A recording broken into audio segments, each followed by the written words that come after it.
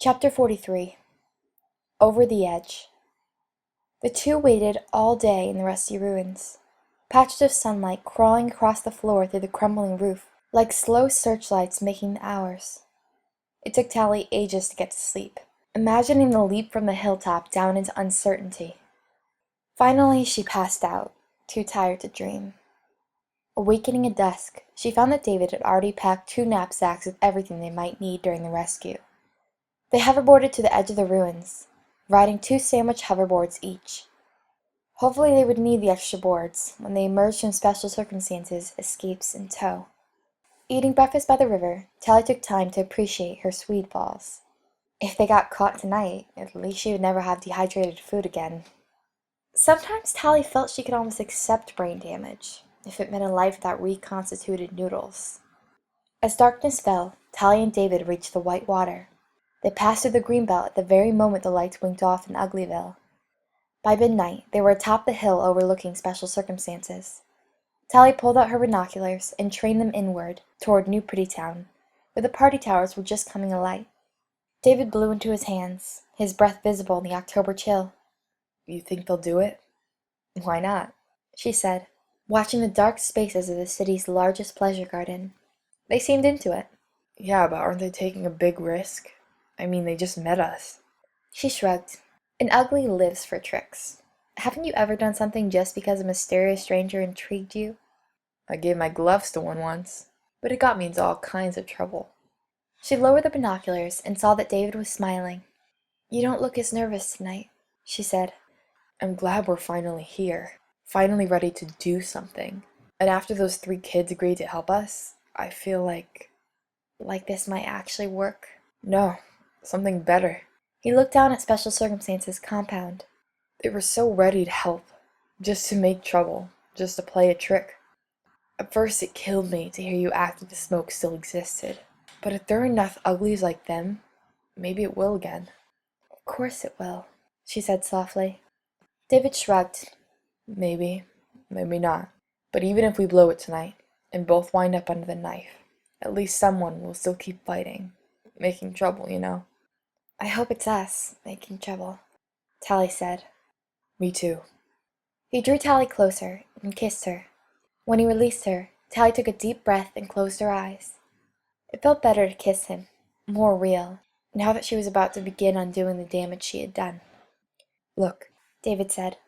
In the dark spaces of New Prettytown, something was happening. She raised her binoculars. A shimmering line cut its way across the black expanse of the pleasure garden, like a bright fissure opening in the earth. The more lines appeared, one by one, tremulous arcs in circles sweeping through the darkness. The various segments seemed to sparkle into existence in random order. But they finally formed letters and words.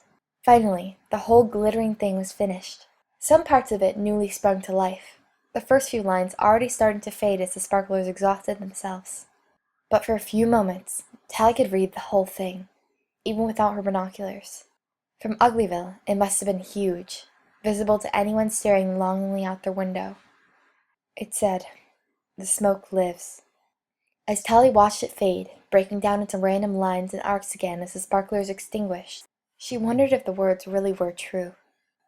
"There they go," David said. Below them, a large circular opening had appeared in the largest building's roof, and 3 hover cars rose up through the gap in quick succession, screaming toward the city.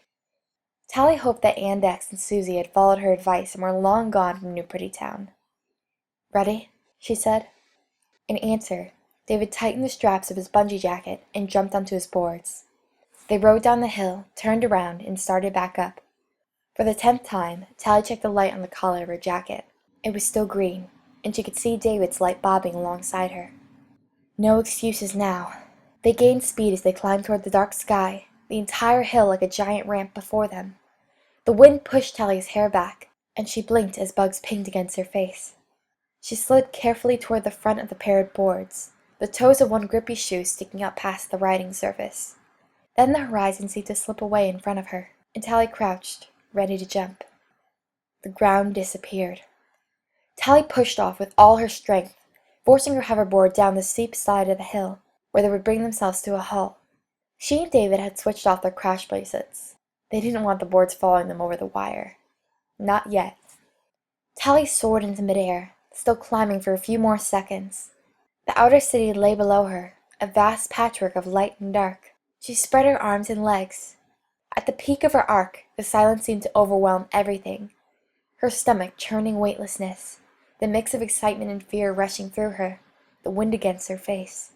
Tally tore her eyes away from the silent waiting earth and dared a glance at David.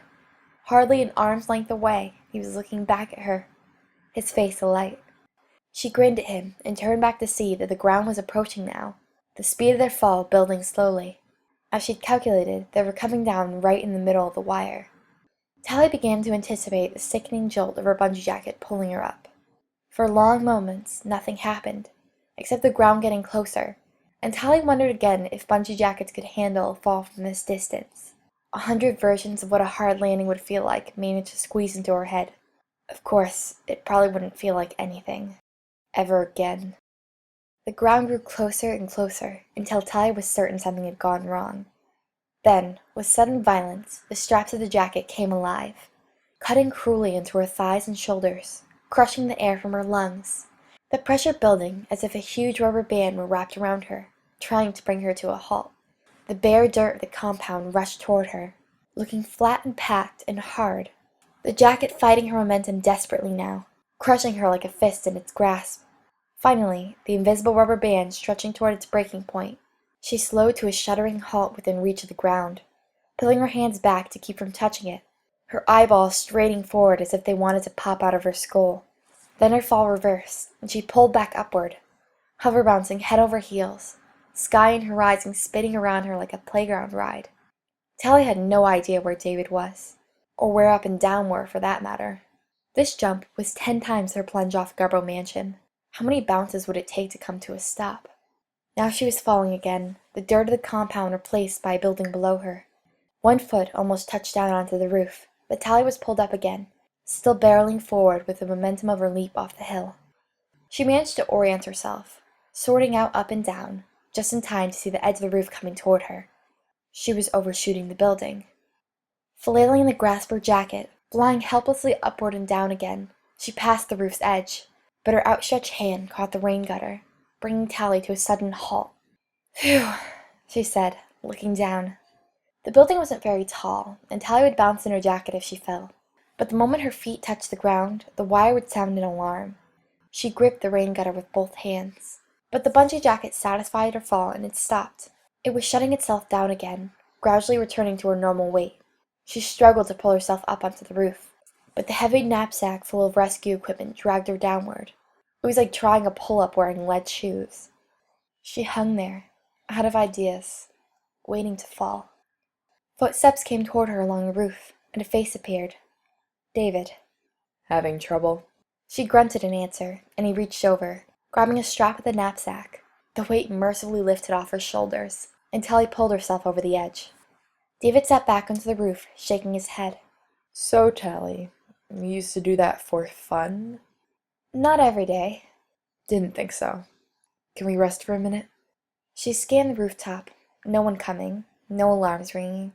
Apparently the wire wasn't built to sense them up there. Tally smiled. Sure, take 2 minutes if you want. It looks like the specials weren't expecting anyone to jump out of the sky.